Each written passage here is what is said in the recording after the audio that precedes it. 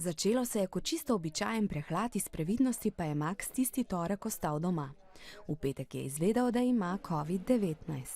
Noben ni mislil, da imam, zato ker je bil kar navaden prehlad. Sem imel zelo blage simptome, tako da vsak tok časa sem šmrkal, malo se mi je zvrtel vsake tok časa, nos sem si pihal, to je bilo pa v bistvu tudi vse.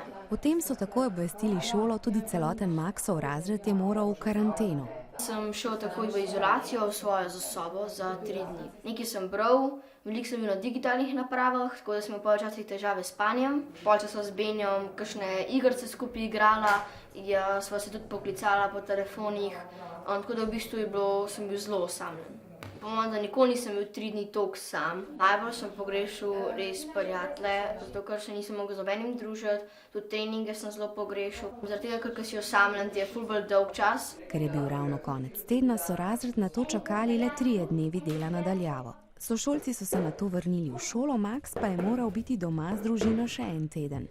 Po 3 dneh samoosamitve je namreč zbolela vsa Maxova družina. In potem sem šel lahko v njih sobi. Recimo smo se z babico ful igrali eno družabno igro, potem z bratom smo se igrala nogomet, sestavili smo bunker in v bistvu smo se ful skupaj zabavali, čeprav smo se tudi včasih skregali, zato ker je težko živeti drug z drugim 24 ur na dan.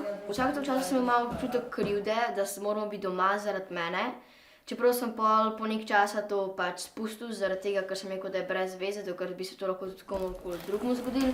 Ker sem v šolo prišel, me je bilo malo strah, da bi se me izogibal, ampak je bilo vse v redu. Max tudi sicer sporoča, da je prebolevanje koronavirusne bolezni v njegovem primeru potekalo brez težav in da se zdaj počuti dobro. Torej, zdaj, ko sem prebolel korono, se počutim bolj varnega in sem zaradi tega tudi zelo bolj sproščen.